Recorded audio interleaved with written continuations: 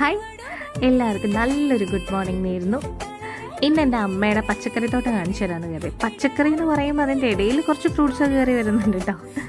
ആദ്യം തന്നെ ഇന്ന് രാവിലെ എഴുന്നേറ്റപ്പോൾ അമ്മ പറയുന്നത്, ആ ചാമ്പയ്ക്ക പറിക്കാൻ ആരും ഇല്ലല്ലോ, എത്രയായി പറഞ്ഞു, എനിക്ക് മേലെ കയറി പറിക്കാൻ പറ്റാത്തതുകൊണ്ടല്ലേ എന്നൊക്കെ പറഞ്ഞ് കരഞ്ഞുകൊണ്ടിരിക്കുന്ന അമ്മേനെ സമാധാനിപ്പിക്കാൻ വേണ്ടി ഞാൻ എന്ത് ചെയ്തു, ചാമ്പക്ക പറിക്കാൻ വേണ്ടി പോയി. നല്ല മധുരം. ആദ്യം കണ്ട ചാമ്പക്ക, പച്ച ചാമ്പക്ക നല്ല മധുരം. ഇത് ചെറുതായിട്ട് മിക്സ്ഡ് ആട്ടോ, മധുരവും ഉണ്ട്, കുറച്ച് പുളിപ്പും ഉണ്ട്. അങ്ങനെ ഇതാ കവറിൽ ഞങ്ങൾ ചാമ്പക്ക ആക്കി. ഈ ചാമ്പക്ക കവറിലാക്കുമ്പോൾ അമ്മ പറഞ്ഞു എനിക്ക് പഞ്ചായത്ത് കൊണ്ടുപോകാനുള്ളതാണ്. അങ്ങനെ ഇതാ പേരയ്ക്കൊക്കെ പറിച്ചത് അമ്മയാണേ, അത് വീഡിയോ എടുക്കാൻ പറ്റിയില്ല. പിന്നെ ഞങ്ങൾ മാങ്ങയൊക്കെ പറിക്കാൻ പോയി. മാങ്ങ ഇവ പറിച്ചു. മാങ്ങ ഞങ്ങൾക്ക് സ്ഥിരമാണല്ലോ ഇവിടെ വരുമ്പോൾ പറിക്കുന്ന പരിപാടി. അങ്ങനെ ഞങ്ങൾ ബക്കറ്റിലൊക്കെ ആക്കി കേട്ടോ. പിന്നെ അമ്മയുടെ ഓരോ തോട്ടങ്ങളിലൊക്കെയാണ് കാണിച്ചു തരുന്നത് കേട്ടോ. ചീരയുണ്ട്, മുളകുണ്ട്, അങ്ങനെ കുറേ സംഭവങ്ങളുണ്ട്. അതിൻ്റെ ഇടയിൽ എനിക്കൊരു കഥ പറയാനുണ്ട്.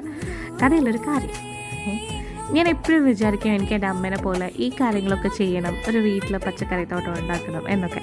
എനിക്കിഷ്ടമാണ്, കൃഷി ചെയ്യാൻ ഇഷ്ടമാണ്. പക്ഷേ അതിനെനിക്ക് പെട്ടെന്ന് റിസൾട്ട് വേണം. അമ്മ എന്ന് പറഞ്ഞാൽ ഒരു തൈ നട്ട് കഴിഞ്ഞാൽ അതിനെ നനയ്ക്കും, അതിനെ നന്നായി നോക്കും, ക്ഷമയോടെ കാത്തിരിക്കും. പക്ഷേ എന്നെ സംബന്ധിച്ചിടത്തോളം എനിക്ക് ഈ ക്ഷമ എന്ന് പറയുന്നത് ഈ കാര്യത്തിൽ കുറവാണ്. ഇപ്പം ഞാനൊരു സാധനം നട്ടിട്ടുണ്ടെന്നുണ്ടെങ്കിൽ അതിന് പെട്ടെന്ന് തന്നെ എനിക്ക് റിസൾട്ട് കിട്ടണം. ആ റിസൾട്ട് കിട്ടാത്തത് കൊണ്ടാണ് ഞാൻ ഈ പണിക്ക് ഇറങ്ങാത്തത്. പക്ഷെ അമ്മയുടെ റിസൾട്ട് കണ്ടപ്പോൾ എനിക്കൊരു തോട്ടം ഉണ്ടാക്കിയാലോ എന്നൊക്കെ തോന്നി. അതിൻ്റെ ഇടയിൽ ഞങ്ങളുടെ വീടിനടുത്തുള്ള ജയൻ ചേച്ചി ഞങ്ങൾക്ക് പഴുത്ത മാങ്ങ കൊണ്ട് തന്നു കേട്ടോ.